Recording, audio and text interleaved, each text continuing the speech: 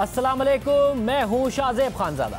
कल बहुत अहम दिन है उस केस के हवाले से जिसके शुरू में इस हुकूमत ने दावे तो बहुत बड़े बड़े किए, मगर अब वो केस इस हुकूमत के लिए एक बहुत बड़ा मसला बन गया है। राना सनाउल्लाह केस की कल समाअत होगी, ट्रायल शुरू होगा या नहीं, सबके जहनों में ये सवाल उठ रहा है, क्योंकि हुकूमत का दावा है कि जब ट्रायल शुरू होगा तो शवाहिद सामने आएंगे, मगर राना सनाउल्लाह चाहते हैं कि पहले ये इंक्वायरी हो, क्योंकि उन्हें लगता है कि मातहत अदालत से उन्हें इंसाफ नहीं मिलेगा। ये तारीख है कि ANF कवानीन की वजह से मुल्जिम को सज़ा मिलती रही है, मगर ये भी हकीकत है कि आला अदालतों ने मातहत अदालतों के फैसलों को कलअदम करार दिया है। इसलिए कल का दिन अहम होगा।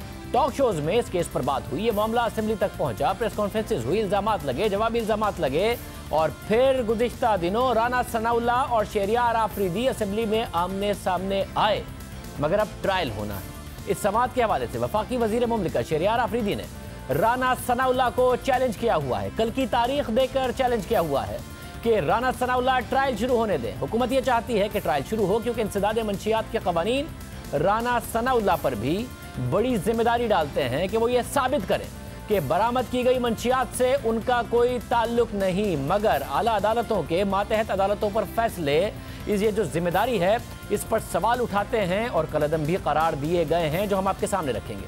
हुकूमत और ANF का दावा है कि राना सनाउल्लाह अदालत में सबूत दें, ट्रायल शुरू होने दें, तो अदालत में दूध का दूध पानी का पानी हो जाएगा। अब सवाल ये उठ रहा है कि इल्जाम साबित कौन करेगा, बारे सबूत कल किस पर होगा, क्योंकि DG ANF कह चुके हैं कि राना सनाउल्लाह सबूत अदालत में पेश करें, जिसके जवाब में राना सनाउल्लाह ने सवाल उठा दिया है कि DG ANF किस अदालत से रुजू करने का कह रहे हैं, जिसे व्हाट्सएप पर तब्दील कर सकते हैं उसका कह रहे हैं।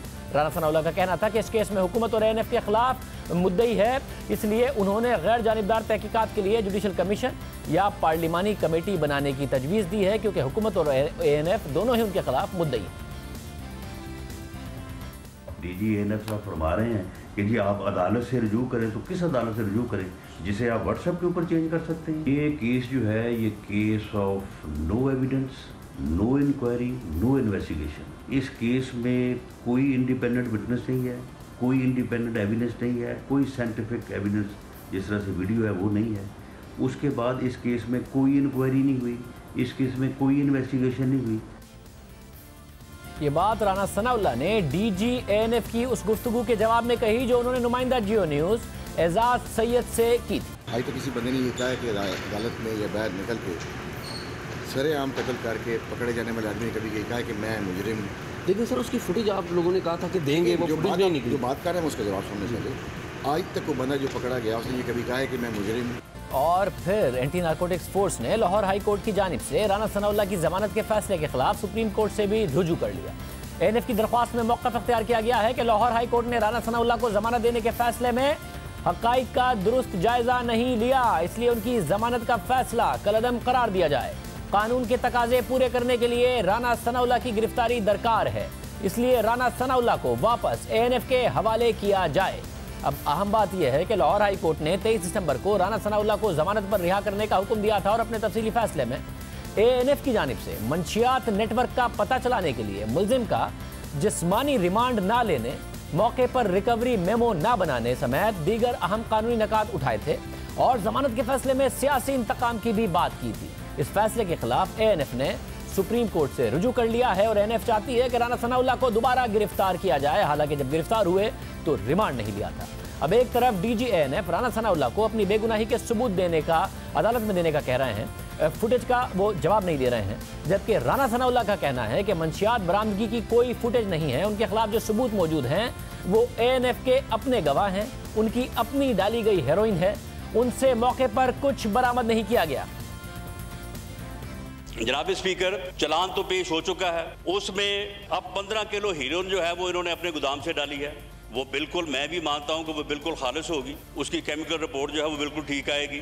उसके अलावा एक असिस्टेंट डायरेक्टर और एक इंस्पेक्टर जो है वो गवाह है। इसके अलावा वहां पे कोई एविडेंस नहीं है। फुटेज 1 मिनट की जो है वो दी गई है जब मेरी गाड़ी 3:19 पे टूल प्लाजा जो है वो क्रॉस कर रही है। ये टोटल जो है वहां पे जो है वो एविडेंस है। वो बाद में जो स्टोरी बयान की गई, जो हमने रोका, फिर हमने नाम पूछे, फिर हमने नाम लिखे, फिर हमने जनाब कहा कि जी आपके पास जो है वो ड्रग्स हैं, फिर उन्होंने जनाब वो बैग खोला, ये किया वो किया, वो सारी वो कहानी है जो बाद में जो है वो कंकॉक्टेड है।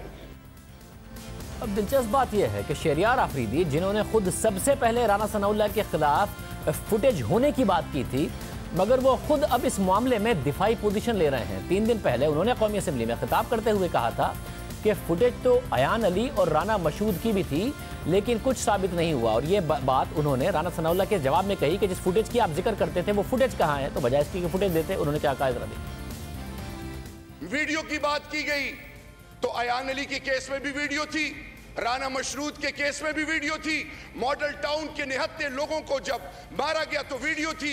इसी तरह मेरे फैसलाबाद से साबका मिनिस्टर आबिद शेर अली के वालिद साहब जब कह रहे थे कि 21 लोगों को इससे मारा, उस वक्त भी वीडियो थी, क्यों सजा नहीं मिली? आज सवाल यह है कि सुप्रीम कोर्ट के फैसले के मुताबिक वीडियो 20 से ज्यादा पॉइंट्स के बेस पे उसको एनालाइज किया जाता है, फिर उसके बाद देखा जाता है कि इसको इस्तेमाल किया जाए या ना किया जाए।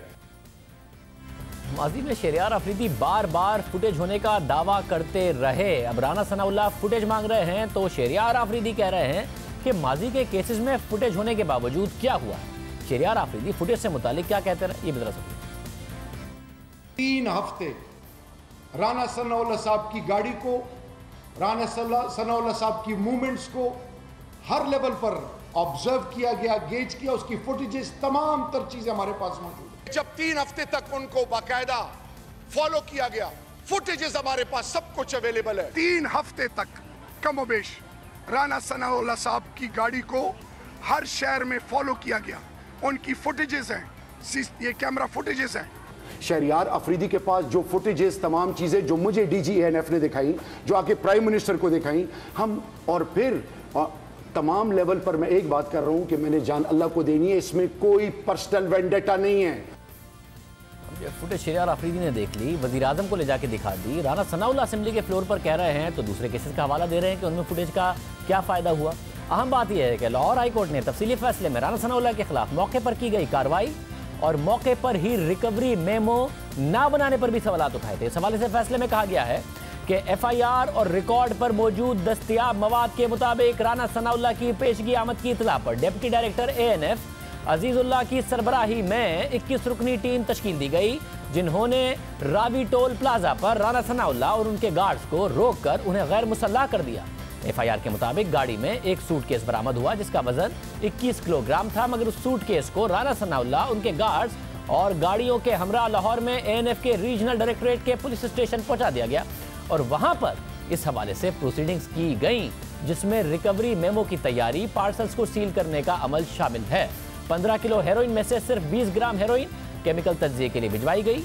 ANF की इस कार्रवाई के हवाले से अदालती फैसले में कहा गया है कि इस केस में ANF के रिकॉर्ड के मुताबिक ये तस्लीम शुदा पोजीशन है कि जिस जगह पर बरामदगी हुई, यानी रावी टोल प्लाजा पर मंशियात की बरामदगी से मुतालिक रिकवरी मेमो नहीं बनाया गया, बल्कि मुल्जिम और उसके साथ केस प्रॉपर्टी को पहले पुलिस स्टेशन ले जाकर जरूरी दस्तावेजी अमल मुकम्मल किया गया। फैसले के मुताबिक मौके पर रिकवरी मेमो तैयार न करने के हवाले से इस्तगासा का मौक़िफ़ है कि लोगों के इकट्ठे होने की वजह से मौके पर दस्तावेजी कार्रवाई नहीं की गई, मगर ऐसा कम ही होता है कि एंटी नारकोटिक्स फोर्स के 20 से ज़ायद एहलकार होते हुए मौके पर दस्तावेजी कार्रवाई ना हो सके।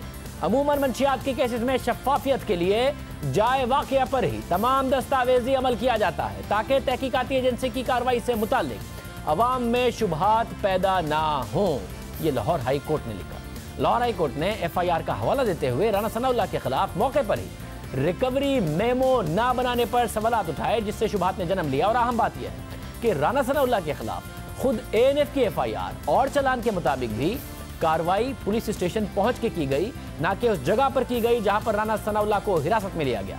ANF के अपने चालान के मुताबिक बरामद होने वाले सूटकेस का मौके पर वजन किया तो वो 21 किलोग्राम था। उसी दौरान अवाम इकट्ठा होना शुरू हो गई। मजीद मुसल्लह तसादुम और नक्शे अमन के खदशे के पेश नज़र डिप्टी डायरेक्टर ऑपरेशन ने हेरोइन के बरामद शुदा सूटकेस को इसी हालत में ANF के कब्जे में ले लिया और फिर बाकी कार्रवाई डिप्टी डायरेक्टर के लिए मुमकिन ना थी, तो मौके पर फर्द की इब्तिदाई निशानदही और हेरोइन बरामदगी को मुरतब करके गवाहों की निगरानी में मुल्जिमान उनसे बरामद हेरोइन का सूटकेस, असलहा, एमिनेशन, गाड़ियां और दीगर माल वगैरह लेकर दिन 4:15 पर ANF के थाने पहुंचे और हस्बे ज़ाब्ता कार्रवाई का आगाज किया। मुल्जिमान और गवाहों के रूबरू हेरोइन बंद लिफाफे को सूटकेस से निकालकर वजन करने पर 15 किलोग्राम हेरोइन बरामद हुई। बरामद शुदा हेरोइन से 20 ग्राम हेरोइन केमियाई तज्जिए के लिए अलहदा निकालकर बकिया हेरोइन को सील करके नीले रंग के सूटकेस को ANF ने कब्जे में ले लिया। ANF के चालान के मुताबिक हेरोइन की बरामदगी मौके पर हुई, मगर ज़ाब्ते की कार्रवाई यानी रिकवरी मेमो थाने पहुंचकर तैयार किया गया, जबकि लाहौर हाई कोर्ट ने ANF की इस कार्रवाई की शफाफियत पर सवालात उठा दिए हैं कि यह काम मौके पर क्यों नहीं किया गया। ANF के जवाबित के मुताबिक अहम बात यह है कि मौके पर मंशियात की बरामदगी ना होने और बारे सबूत के मामले पर सुप्रीम कोर्ट भी माजी में मुल्जिमान को रिहा करने के फैसले सुना चुकी है, मातहत अदालत के फैसलों को मुस्तरद कर चुकी है। सुप्रीम कोर्ट के जस्टिस आसिफ सईद खोसा, जस्टिस मुशीर आलम और जस्टिस मजहर आलम का 2018 का फैसला मौजूद है, जिसमें ANF की कार्रवाई पर सवाल उठाते हुए मुल्जिम को रिलीफ दिया गया। इस फैसले के मुताबिक दरख्वास्त गुजार अब्दुल बासित के खिलाफ एंटी नारकोटिक्स पुलिस स्टेशन में मुकदमा दर्ज किया गया और इंसदाद मंशियात एक्ट के तहत उनका ट्रायल हुआ, जिसमें उन्हें उम्र कैद की सजा हुई और बाद में हाई कोर्ट ने सजा को बरकरार रखा। जस्टिस आसिफ सईद खोसा ने फैसले में लिखा कि दरख्वास्त गुजार ने अब इस हवाले से सुप्रीम कोर्ट में अपील दायर की है और इस अदालत ने इस केस का जायजा लिया है, जिसके मुताबिक मुल्जिम यानी दरख्वास्त गुजार जब मोटरसाइकिल पर सवार था तो उससे 10 किलो चर्स बरामद की गई और बाद में मुबैना तौर पर उसकी निशानदही पर पुलिस पार्टी ने 80 किलो चर्स और 200 किलोग्राम चर्स अलग अलग पैकेट्स में बरामद की। अदालत ने अपने फैसले में लिखा कि जहां तक दूसरी और तीसरी रिकवरी का ताल्लुक है तो केस के रिकॉर्ड में यह बात मौजूद है कि ASI जो रिकवरी का गवाह था उसने ट्रायल कोर्ट में यह बयान दिया कि दूसरी और तीसरी रिकवरी का ताल्लुक दरख्वास्त गुजार यानी मौजूदा मुल्जिम से नहीं है और जहां तक मुल्जिम की पहली चर्च की रिकवरी का ताल्लुक है तो जाए वाकया पर उसका मेमो ही नहीं बनाया गया, बल्कि दूसरी और तीसरी रिकवरी के दौरान पहली रिकवरी का मेमो बनाया गया था। अदालत ने अपने फैसले में लिखा कि यह वाकई तहकीकाती एजेंसी और अफसर की तरफ से एक बहुत बड़ी खामी छोड़ी गई है, क्योंकि इस बात की कोई गारंटी नहीं है कि पहली रिकवरी के साथ कोई टेम्परिंग ना की गई हो।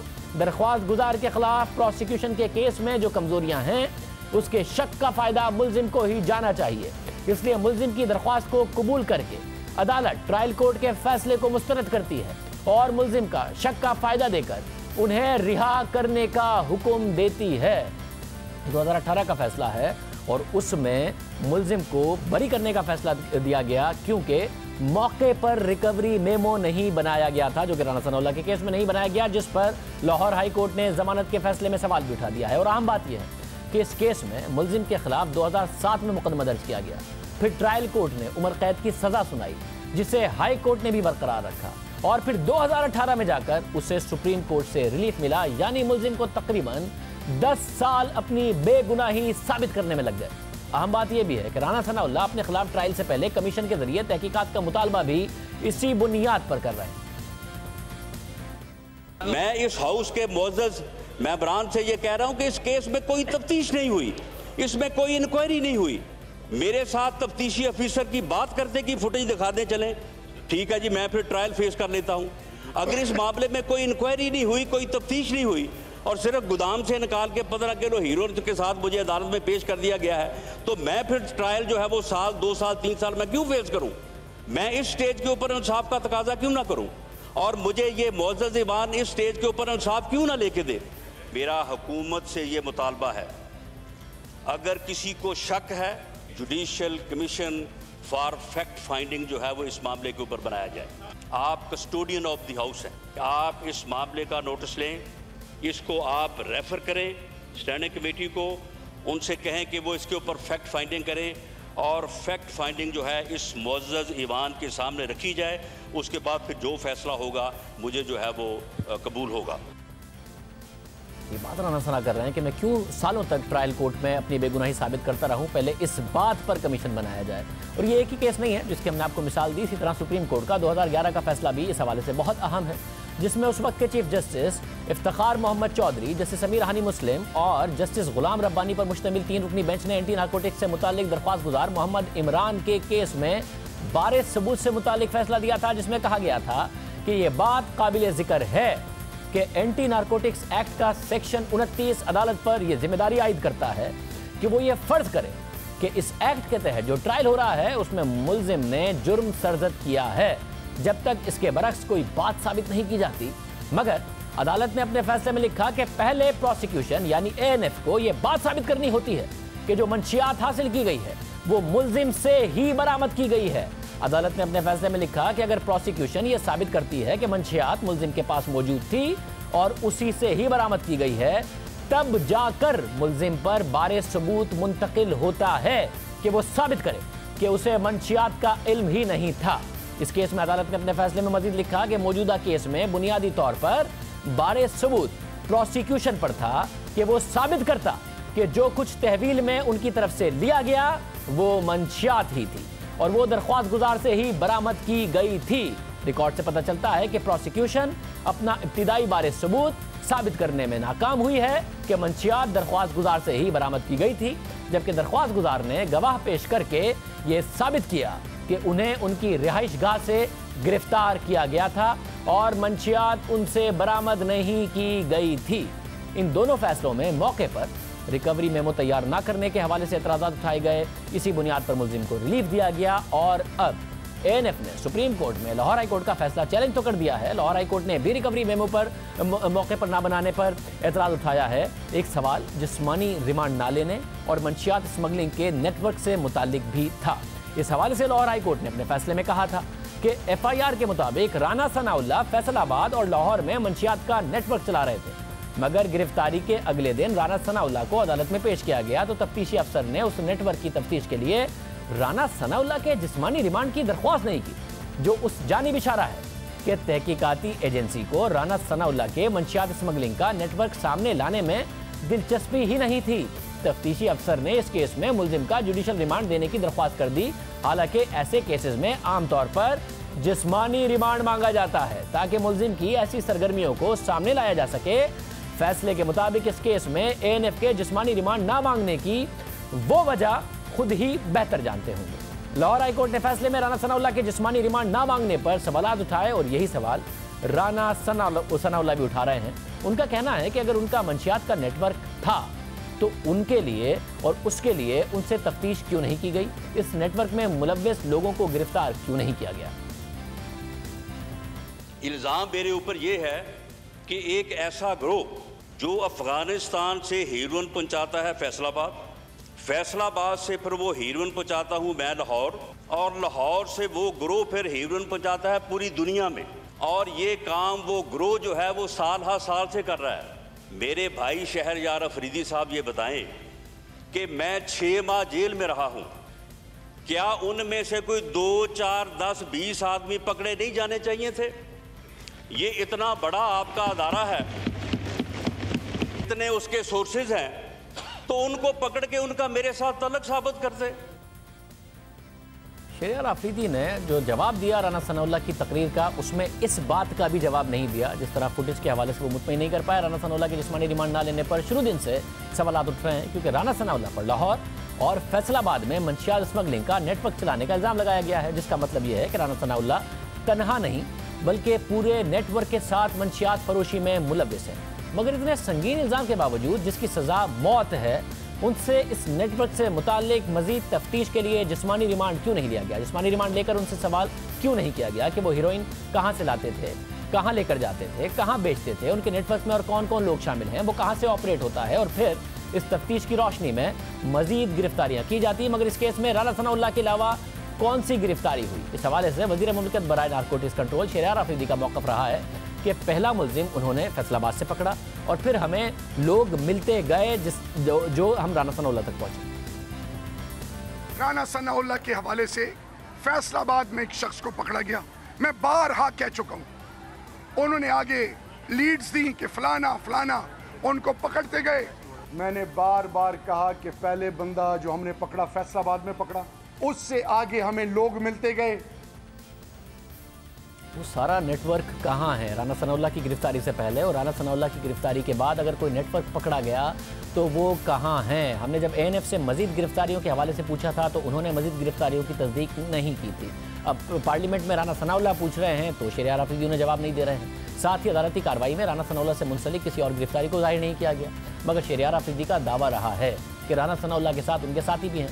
अपनी 4 जुलाई की न्यूज़ कॉन्फ्रेंस में उन्होंने दावा किया था कि राना सनाउल्लाह के खिलाफ तमाम सबूत मौजूद हैं जिन्हें अदालत में पेश किया जाएगा, लेकिन इस केस में मुलविस अफराद की जिंदगियों और मुल्जिमान के फरार होने के खदशे के पेश नज़र इसे सामने नहीं लाया जा रहा। जो इसमें तमाम मुलविस लोग हैं, अगर उनकी औलादों को कल हो जाए, आप में से कोई जिम्मेदारी लेगा?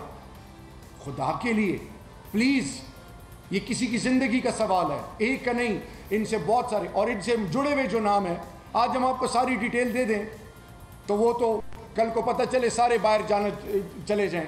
ये सेंसिटिव इशू है, इसमें कौम को आगाह करना है कि अब होली हाउस कोई नहीं है। जब सहाफ़ियों ने सवाल किया तो सहाफ़ियों को तो खुदा का हवाला देकर कहा कि मज़ीद लोग भी फरार हो जाएंगे, उसके बाद गिरफ्तार किसे किया ये नहीं बताया जा रहा है। शहरियार अफरीदी ने वाज़े तौर पर कहा कि सबूत सामने ना लाने की वजह मुल्ज़िमान के फरार का खदशा है। तो राना सनाउल्लाह का रिमांड क्यों नहीं लिया? अदालत ने सवाल उठाया कि अगर इनका पूरा नेटवर्क था, इनसे पूछते और उसके बाद क्या गिरफ्तार किया गया, नहीं बताया गया। एएनएफ की जानिब से बनाए गए केसेस पर माजी में भी एतराज़ात उठते रहे हैं और सियासी इंतकाम के लिए इस्तेमाल होने का इल्ज़ाम लगता रहा है। ऐसा ही एक केस नून लीग के रहनुमा हनीफ अब्बासी के खिलाफ बनाया गया। एफेड्रीन केस है जिसने भी एएनएफ की कारकर्दगी पर सवालात उठाए थे, क्योंकि एफेड्रीन केस में 9 कंपनियों और कई मुल्जिमान पर एक जैसा इल्ज़ाम था, मगर सज़ा सिर्फ हनीफ अब्बासी को सुनाई गई, वो भी 2018 के इलेक्शन से सिर्फ 4 दिन पहले 21 जुलाई को रात 11 बजे ये सज़ा सुनाई गई। उस वक्त जब हनीफ अब्बासी शेख रशीद के मद्दे मुकाबिल इलेक्शन लड़ रहे थे और वो इमरान खान की नाअहली केस में का जो नाअहली केस था उसमें दरख्वास्त गुजार भी रहे थे। अब दिलचस्प बात यह है कि फैसले से एक दिन पहले यानी 20 जुलाई को हनीफ अब्बासी के वकील ने इंसदाद मंशियात की अदालत से दलाइल के लिए मजीद वक्त देने की दरख्वास्त की थी, मगर खुसूसी अदालत के जज ने कहा था कि मुझे तो 21 जुलाई को ही केस का फैसला देना है, मजीद वक्त नहीं दिया जा सकता। दलाइल सुनूंगा चाहे अगला दिन भी आ जाए और दलाइल सुनने के बाद चैम्बर में बैठकर फैसला लिखूंगा। और फिर अगले दिन अदालत ने कई घंटों की ताखीर के बाद इलेक्शन से चंद दिन पहले रात 11 बजे फैसला सुनाया और हनीफ अब्बासी को उम्र कैद की सज़ा सुनाई गई और उनके साथ शामिल तमाम 7 मुल्जिमान को शक का फ़ायदा देते हुए बरी कर दिया गया। मगर फिर बाद में इस फैसले के खिलाफ उन्होंने लाहौर हाई कोर्ट में अपील की, जिस पर गुज़िश्ता साल 11 अप्रैल को लाहौर हाई कोर्ट ने उनकी सज़ा मुअत्तल कर दी और फैसले में कहा था कि मुतल्लिका अदालत ने इस मुकदमे का फैसला सुनाते हुए हक़ाइक़ और कानूनी नकात को सामने नहीं रखा। मुतल्लिका अदालत के इस फैसले में बहुत से कानूनी नकाइस हैं, इसलिए हनीफ अब्बासी जमानत के हकदार हैं। इस फैसले के खिलाफ भी एएनएफ ने सुप्रीम कोर्ट में अपील दायर की हुई है, मगर इस फैसले के नतीजे में हनीफ अब्बासी इलेक्शन नहीं लड़ पाए और फिर जो भी मामला हुआ वो आप सब ने देखा। इसके सवाल बहरहाल उठते रहे। एक सवाल ये भी है कि वज़ीर आज़म इमरान खान जो अपोजिशन के खिलाफ हर केस की बात करते हैं, हर इल्ज़ाम की बात करते हैं, कुछ इल्ज़ामात खुद से भी लगा देते हैं। दिलचस्प बात है कि वज़ीर आज़म इमरान खान जो अपोजिशन के खिलाफ हर चीज़ पे बात करते हैं, उन्होंने आज तक राना सनाउल्लाह केस पर बात नहीं की है। राना सनाउल्लाह केस को एक दुरुस्त केस नहीं कहा है, हालांकि राना सनाउल्लाह के खिलाफ वो माजी में बहुत ज़्यादा तकारीर कर चुके हैं। हमारे साथ माहिर कानून और सुप्रीम कोर्ट बार के साबिक सदर रशीद रिजवी साहब मौजूद। रिजवी साहब बहुत शुक्रिया। ज़ाहिर है एएनएफ के कवानीन बड़े सख्त हैं, मगर बारे सबूत के हवाले से सुप्रीम कोर्ट के फैसले मौजूद हैं। अब 15 किलो हेरोइन पकड़ ली तो क्या बारे सबूत पूरा का पूरा ट्रायल में राना सना पर होगा या एएनएफ पर भी कुछ जिम्मेदारी है? देखें, बहुत से कवानीन में ये बात आ रही है लेजिस्लेशन में। अब वो लोग ये कहते हैं कि जी burden is shifted upon defence to prove his guilt, लेकिन कभी आला अदालतों ने उस प्रिंसिपल को नहीं माना। नैब में भी ये, नैब के कवानीन में भी ये एक प्रोविज़न है कि जब ये चार्ज लग जाएगा किसी मुल्जिम पे तो बर्डन उस पर है कि वो अपनी इनोसेंस प्रूव करे। तो उस पर सुप्रीम कोर्ट ने बारहा कहा है कि ये बर्डन डिस्चार्ज जब तक प्रोसिक्यूशन नहीं करेगी बर्डन शिफ्ट नहीं होगा कि उस पे टू प्रूव हिज इनोसेंस। तो ये तो इंटरनेशनली हर क्रिमिनल कोर्ट में दुनिया भर के ये प्रिंसिपल है कि बुनियादी तौर पे प्रोसिक्यूशन को जो है अपना बर्डन डिस्चार्ज करना पड़ता है, उन्हें साबित करना पड़ता है, और अगर केस प्राइमा फेसाई बन जाता है तो फिर वो जाता है, बर्डन शिफ्ट होता है डिफेंस पे कि वो अपनी इनोसेंस प्रूफ करे। तो इस किस्म के लॉ से कुछ नहीं होता है। और इस केस के तो बड़े स्पेशल सर्कमस्टांसेस हैं। एक एमएनए है, फॉर्मर प्रोविंस का लॉ मिनिस्टर है, आप 15 दिन से उसको चेज कर रहे हैं, इंटरनेशनली वो लिंक है, और उसके बाद आप इतने बड़े बड़े एरर कर रहे हैं, तो वो नाकाबिल माफ़ है। मैं समझता हूँ अदालतें उस चीज़ को इग्नोर नहीं कर सकती हैं। स्नैप चेकिंग का केस हो कि आपने रास्ते में किसी को रूटीन मैटर में तलाशियां ले रहे तो उसमें निकल आई तो और बात है, लेकिन यहाँ पे वो खुद कहते हैं कि हम 15 दिन से इनकी रिकी कर रहे थे, हम चेज कर रहे थे, हम इसको वॉच कर रहे थे। उसके बावजूद भी एक मजिस्ट्रेट को अपने साथ नहीं रखा उस दिन, जब उन्हें मालूम था कि इस रास्ते से राना सनाउल्लाह साहब गुजरेंगे, तो उसको हमें उनके पास ये हीरोइन है, हम इनको रिकवर करेंगे। ये चीज़ें मैं समझता हूँ केस को डाउटफुल कर देती हैं।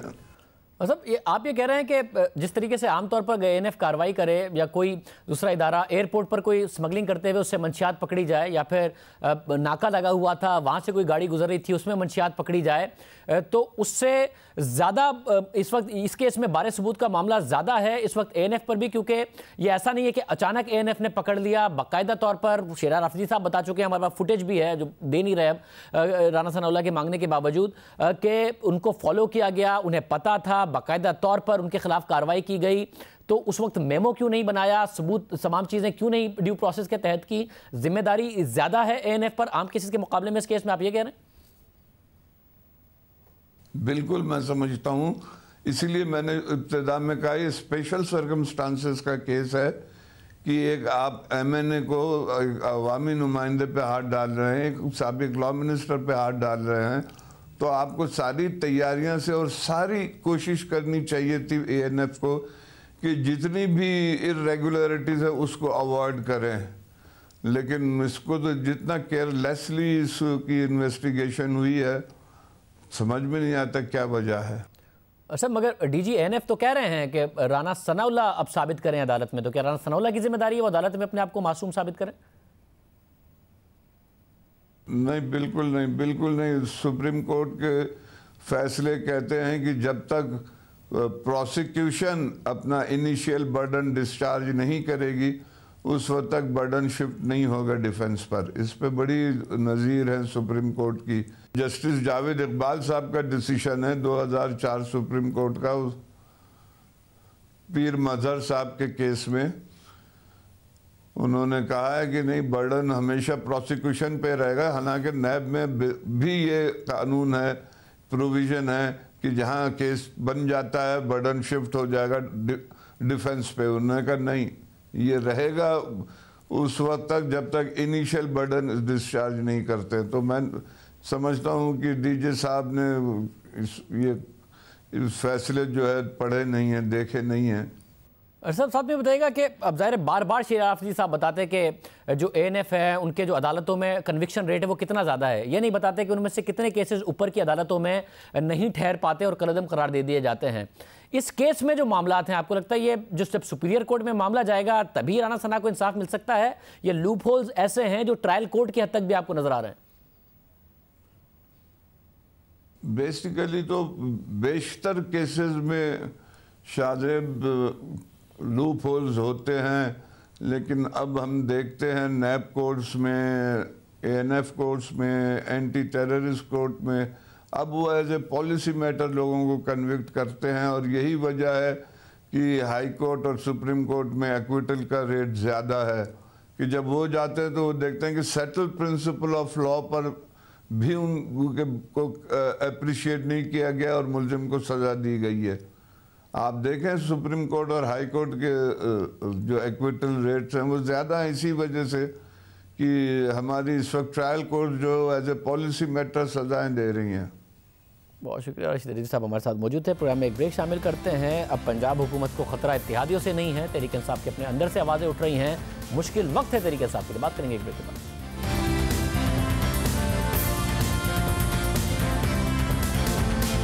तहरीक इंसाफ के लिए इस वक्त सबसे बड़ा मसला पंजाब हुकूमत बनी हुई है। पंजाब हुकूमत से इत्तेहादियों को भी शिकायत हैं और पार्टी अरकान को भी, और बात अब गवर्नेंस से बढ़कर करप्शन के इल्जामात तक पहुंच गई है। इत्तेहादी इल्जाम लगा रहे हैं कि करप्शन बढ़ गई है, गवर्नेंस बहुत बुरी है, मगर साथ ही इत्तेहादी ये भी इल्जाम लगा रहे हैं कि वज़ीर आला पंजाब उस्मान बुज़दार के पास तो इख्तियारात नहीं है, पंजाब को इस्लामाबाद से इमरान खान चला रहे हैं। अब फवाद चौधरी का एतराज़ सामने आया है कि उस्मान बुज़दार समेत तमाम वज़राए आला सूबों को बादशाहों की तरह चला रहे हैं। उन्होंने वज़ीर आज़म को ख़त भी लिख दिया है। दोनों के एतराज़ात अलग अलग हैं।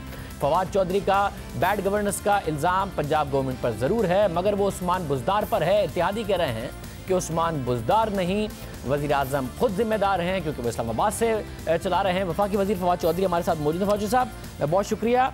सब इल्ज़ाम यही है दोनों का, मगर कि पंजाब की कारकर्दगी अच्छी नहीं है, मगर इत्तेहादी कह रहे हैं उस्मान बुज़दार तो मासूम हैं, उनके हाथ में क्या है? वो तो वज़ीर आज़म पर इल्ज़ाम लगा रहे हैं कि वो इस्लामाबाद से चला रहे हैं पंजाब को। देखिए, कोई भी नहीं चला रहा होता। जो हमारी कॉन्स्टिट्यूशनल स्कीम है उसमें वफाक जो है वो एक हद से ज़्यादा नहीं चला सकता, और यही प्रॉब्लम है। इमरान खान जो है वो in the line of fire है खामखा, ना वो जो कुछ कर सकते हैं। इमरान खान ने क्या क्या किया?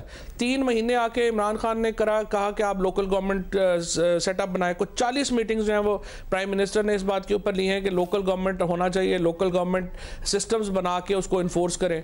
कुछ 40 दफ़ा जो है उन्होंने ये कहा है कि जो फंड्स की एलोकेशन है वो इसके बुनियाद के ऊपर होनी चाहिए। पंजाब गवर्नमेंट की ये जिम्मेदारी है कि जो शहबाज शरीफ की रवायत है उसको ख़त्म करे। यहाँ पर वो प्रोवेंशियल, देखिए 350 अरब रुपए का इस वक्त बजट है। मैंने PND से पूछा है, वो कहते हैं 77 अरब या 80 अरब रुपया जो है टोटल उन्होंने रिलीज़ किया है, जो इसका आपका जो है वो तरक्याती फ़ंड है। अब आप मुझे बताइए कि अगर आपने 80 अरब रुपया, तो 4 तो महीने रह गए अब जून आने को, तो आपने क्या रिलीज़ किया? मुझे सब पंजाब हुकूमत का कहना है कि 77 नहीं, हमने 179 अरब रुपए 15 जनवरी तक खर्च किए हैं। तकरीबन टोटल जो एनुअल डेवलपमेंट प्लान है उसका 50% के आसपास हमने कर दिया है रिलीज। मैं तो आपको PND की फिगर्स दे रहा हूँ। अगर फिर उनकी अपनी रिकॉन्सिलेशन नहीं है तो अपनी बैठ के रिकॉन्सिलेशन करें और फिर ये बात करें। वो रिलीज़ की बात कर रहे, रिलीज़ की बात है। खर्च तो जो है वो उन्होंने ऑब्वियसली इतने नहीं किए हैं। खर्च किए होते 115 अरब रुपया तो वो तो नज़र आ रहा होता है, और जो हिसाब है उसका वो बैठे और वो करे।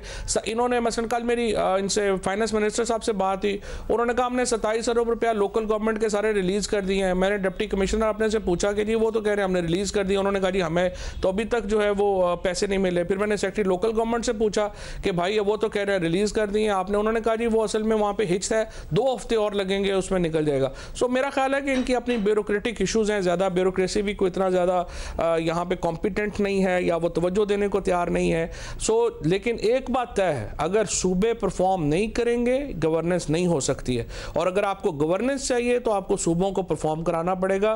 खाली इस्लामाबाद से ये तवक्को करना कि वो पूरे पाकिस्तान में सिर्फ जो है वो आके हर चीज़ ठीक कर देंगे, ये नहीं होना। प्रोविंसेस मस्ट उनको अब डिस्प्ले करनी पड़ेगी अपनी रिस्पॉन्सिबिलिटी, उनको अपनी जो है वो मामलात में बेहतरी लानी पड़ेगी, सियासी मामलात में भी और इंतजामी मामलात।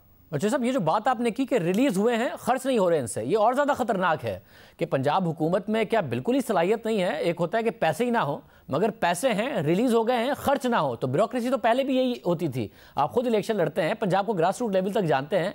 ये तो हुकूमत के ऊपर और ज़्यादा बड़ी जिम्मेदारी है कि रिलीज हो गए हैं, इन्हें खर्च ही नहीं करने आते पैसे, डेवलपमेंट ही नहीं करनी आती। देखिए बहुत ज़्यादा ब्यूरोक्रेटिक हर्डल्स हैं। जिस तरह से मैंने आपको अर्ज़ किया कि लोकल गवर्नमेंट का 27 अरब रुपया फाइनेंस मिनिस्टर साहब कहते हैं कि हमने रिलीज़ कर दिया है। सेक्रेटरी लोकल गवर्नमेंट से पूछें, वो कहते हैं कि अभी 2 हफ्ते लगेंगे रिलीज़ होने में। आप अपने डिप्टी कमिश्नर से पूछें, वो कहते हैं कि नहीं जी अभी तो हमारे पास 1 रुपया भी नहीं आया, अभी तक हमारे ऊपर जो है वो पाबंदी है।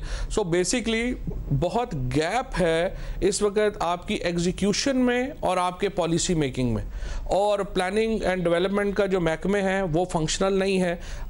PPP की एक अथॉरिटी बनाई है, अभी तक 6 साल गुजर गया, अभी तक उसका जो है वो DG जो है वो नहीं लग सका, जो पब्लिक प्राइवेट पार्टनरशिप में जो प्रोजेक्ट्स होने थे। सो इसकी जो एक बुनियादी मसला इस वक्त आ रहा है वो ये आ रहा है कि पॉलिसी मेकर्स में और जो एग्जीक्यूशन वाले हैं उनमें बहुत ज़्यादा फ़र्क है, उनमें बहुत ज़्यादा जो है वो गैप है, और उसको वो फिल नहीं कर पा रहे या जो भी वजह नहीं कर पा रहे।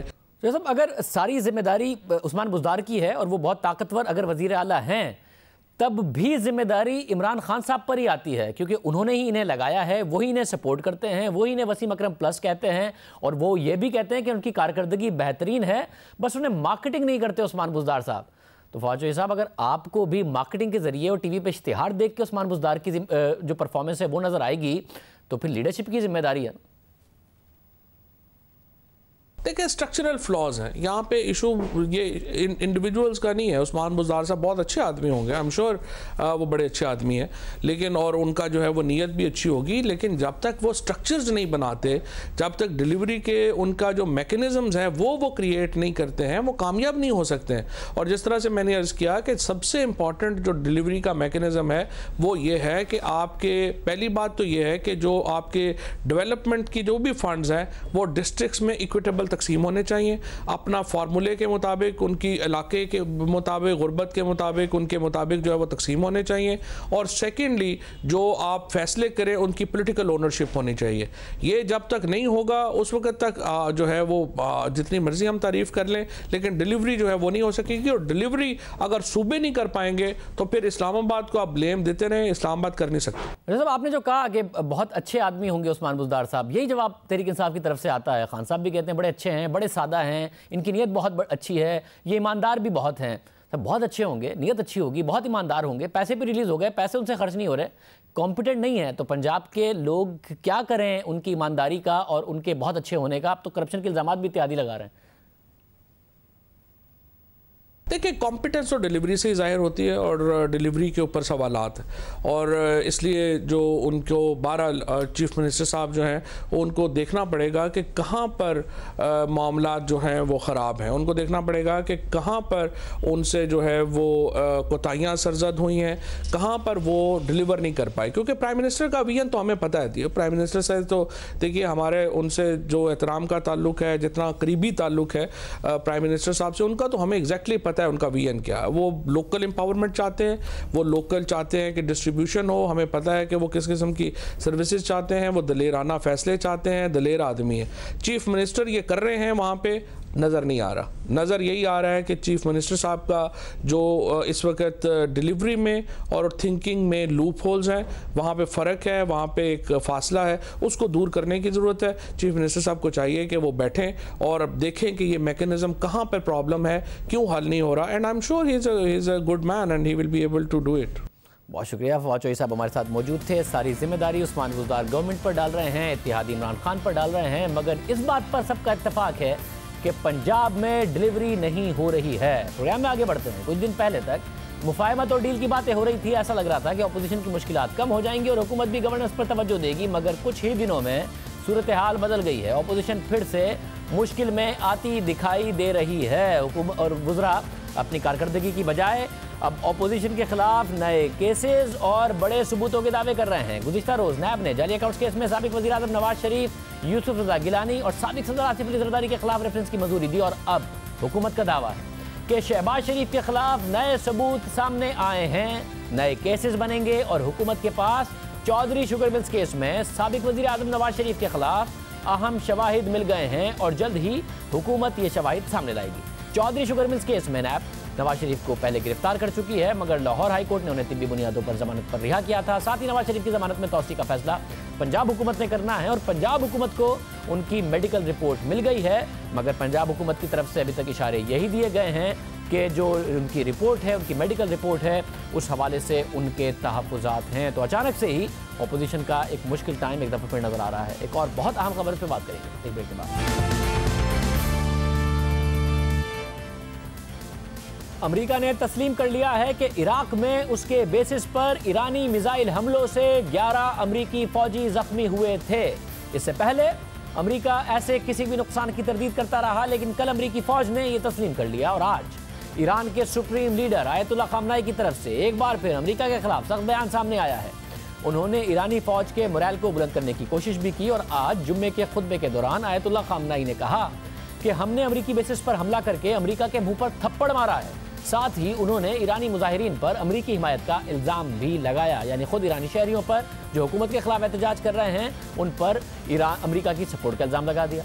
अमरीका और ईरान के दरमियान अब अवामी राय की जंग लड़ी जा रही है। अमेरिका और ईरान दोनों हरीफ ममालिक में इंतखाबात होने वाले हैं और एक ऐसे वक्त में होने वाले हैं जब दोनों ममालिक ने जंगी हालात में एक दूसरे के खिलाफ अवामी राय बनाने की कोशिश की है और अब इसका बराह रास्त असर भी दोनों ममालिक के इंतखाबात में नजर आएगा।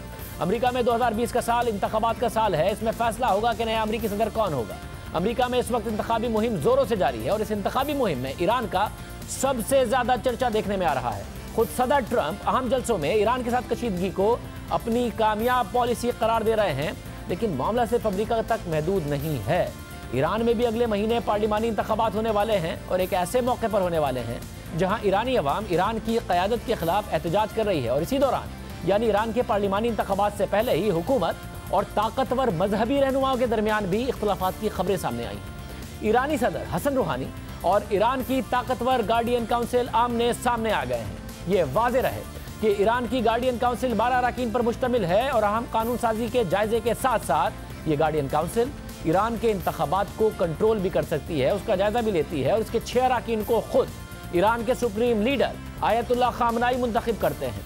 ईरान की इस गार्डियन काउंसिल ने 5000 उम्मीदवारों को आइंदा पार्लिमानी इंतखाबात में हिस्सा लेने से रोक दिया है, यानी उन्हें नाअहल कर दिया है। मगर खबर ये नहीं है, खबर यह है कि इन हजारों उम्मीदवारों में से 90 उम्मीदवार ईरान के मौजूदा पार्लियामेंट के अरकान हैं और उनमें बाज ईरान के इस्लाह पसंद अरकान हैं, यानी ये इस्लाह पसंद अरकान वो अरकान हैं जो ईरान में ज़्यादा जमहूरियत और ज़्यादा आज़ादी इजहार राय चाहते हैं। और ये एक ऐसे वक्त में हुआ जब ईरानी अवाम ईरान के मजहबी रहनुमाओं के खिलाफ सख्त बरहमी का इजहार कर रही थी और अब हजारों उम्मीदवारों को नाअहल करने पर ईरानी सदर हसन रूहानी बरहम नजर आ रहे हैं। हसन रूहानी ने गार्डियन काउंसिल को तनकीद का निशाना बनाते हुए मौक़िफ़ इख्तियार किया था कि यह मुमकिन नहीं एक गिरोह की हुक्मरानी से इस मुल्क को चलाया जाए। हसन रूहानी ने मजीद कहा कि लोगों से ये मत बोलो कि इंतखाबात में पार्लियामेंट की एक नशिस्त पर 17 या 1700 लोग हिस्सा ले रहे हैं।